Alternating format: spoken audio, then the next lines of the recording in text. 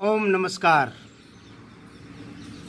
પવિત્ર શ્રાવણ મહિનો અને શ્રાવણ માસમાં શિવની ભક્તિ કરનાર તમામ શિવ ભક્તોને ઓમ નમઃ શિવાય. ભગવાન ભોળાનાથની ભક્તિ શ્રાવણ મહિનામાં ઘણા માણસો અંતઃકરણપૂર્વક કરતા હોય છે. મિત્રો, શિવજી ત્રિલોકમાં યોગ વિદ્યા ભગવાન ભોળાનાથે પૃથ્વી ઉપર ઋષિ મુનિઓને શીખવેલ પ્રથમ યોગી ભગવાન ભોળાનાથ. એટલે જે મિત્રો નિયમિત યોગ કરતા હોય એવા યોગીઓએ તમારી આજુબાજુમાં ભગવાન ભોળાનાથનું મંદિર હોય તો અવશ્ય નિયમિત શિવજીની ભક્તિ પૂજા ઉપાસના આરાધના કરવી જોઈએ, શિવજીના દર્શન કરવા જોઈએ. કારણ કે પ્રથમ યોગી છું. હું પણ નિયમિત દરરોજ શિવજીના દર્શન કરી પછી યોગની શરૂઆત કરું છું. એટલે મારે તમને નમ્ર વિનંતી કરવાની કે તમારી આજુબાજુમાં ભગવાનના મંદિર હોય તો ત્યાં જઈ શિવની ભક્તિ કરજો. અને આ તો પવિત્ર મહિનો, શ્રાવણ મહિનો.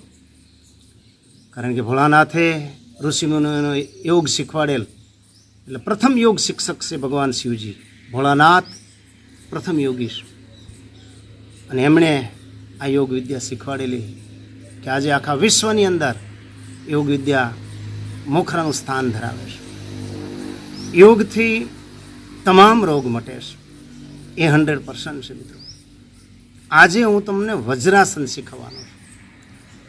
વજ્રાસન, એનું નામ વજ્રાસન શા માટે પાડવામાં આવ્યું છે? કારણ કે એ કરવાથી આપણું શરીર વજ્ર જેવું બની જાય છે. અને આ એક જ એવું આસન છે. આસનો તો ઘણા બધા છે, પણ તમામ આસનો જમ્યા પહેલાં નરણા કોઠે કરવાના હોય છે. અને જો જમ્યા પછી તમારે કરવા હોય તો 5 કલાક પછી થઈ શકે છે.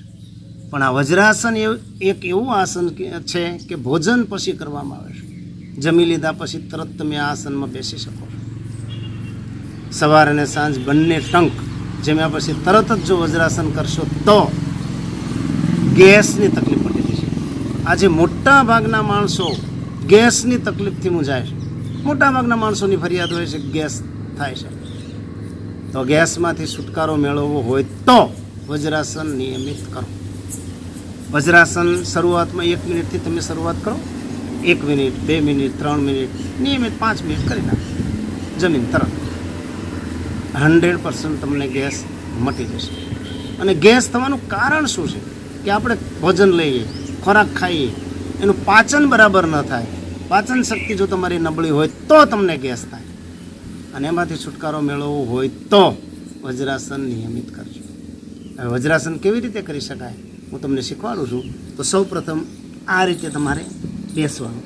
બંને ઢીંચણ ભેળા કરી નાખવાના અને પાછળ પાની બે બાજુ સાઈડમાં ગોઠવી દેવાની. અંગૂઠા બે અડી જવા જોઈએ. આ પ્રમાણે વજ્રાસનમાં તમારે બેસવું. 1 મિનિટથી શરૂઆત કરજો. તમે ધીરે ધીરે પ્રેક્ટિસ કરશો એટલે 5 મિનિટ સુધી તમે વજ્રાસનમાં આ સ્થિતિમાં બેસી શકશો. અને ખાસ નીચું નમીન નહીં બેસવાનું. કરોડરજ્જુ સીધી રહેવી જોઈએ. ટટ્ટાર બેસવાનું એ ખાસ ધ્યાનમાં રાખજો. કારણ કે કરોડરજ્જુ તમારી આ રીતે સીધી હોવી જોઈએ અને દ્રષ્ટિ તમારી સામે હોવી જોઈએ.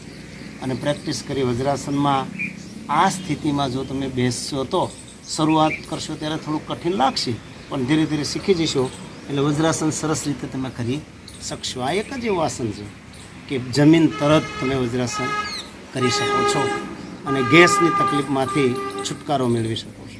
બીજી એક વાત કરી દઉં મિત્રો કે ટોપ દવા છે. સાંજે 4 વાગ્યા પછી 4 કાળા મરીના દાણા ગળી જવા અથવા ચાવીને ખાઈ જવા. શરૂઆતમાં 2 દાણા લો, પછી 3 લો, 4 લો, નિયમિત 4 દાણા ગળી જાઓ.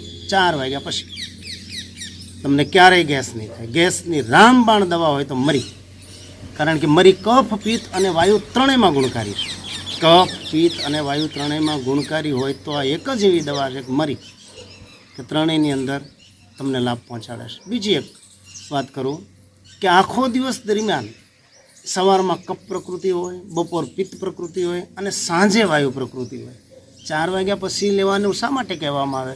તો એનું કારણ આ છે મિત્રો કે સાંજે જો તમે કાળા મરી લો તો તમને ગેસ નહીં થાય. એટલે ગેસ માટે, કફ પિત્ત અને વાયુ માટે ટોપ દવા છે. દરરોજ નિયમિત સાંજે 4 વાગ્યા પછી લઈ લો અને તંદુરસ્ત જીવન જીવો. ગેસની તકલીફમાંથી છુટકારો તમને મળશે, પાચન શક્તિ તમારી સુધરી જશે અને તમારું શરીર વજ્ર જેવું બની જશે. એટલા માટે આ વજ્રાસન ખૂબ સરળ આસન છે, અઘરું તો છે જ નહીં, પણ જમ્યા પછી તરત કરવું જોઈએ. પણ ખાસ બંને પાની સાઈડમાં જતી રહેવી જોઈએ, અંગૂઠા બે અડી જવા જોઈએ અને હાથ આ સ્થિતિમાં રાખવાના, કરોડરજ્જુ સીધી રાખજો. આ ધ્યાનમાં રાખજો. શરૂઆતમાં એવું લાગે થોડાક અડધી મિનિટ કરો, પછી 1 મિનિટ કરો, 2 મિનિટ, 3 મિનિટ, 4 મિનિટ, પણ 5 મિનિટથી વધારે કરવાની કોઈ જરૂરિયાત નથી. સવાર સાંજ બંને ટાઈમ જમી અને 5 મિનિટ વજ્રાસન કરો, તંદુરસ્તી મેળવો. આ ત્રીજો આસનનો મારો ત્રીજો વિડીયો છે. પહેલું મંડુકાસન, શીર્ષાસન અને ત્રીજું આ વજ્રાસન. આ ત્રણેય આસનો શીખવાડ્યા. આ પ્રમાણે હું 20 ઉપર આસનો શીખવાડવાનો છું, પ્રાણાયામો પણ શીખવાડવાનો છું. મારી ચેનલને સબસ્ક્રાઈબ, લાઇક, શેર કરતા રહેજો મિત્રો અને મારા અવનવા વિડીયો જોતા રહેજો. ઓમ નમસ્કાર.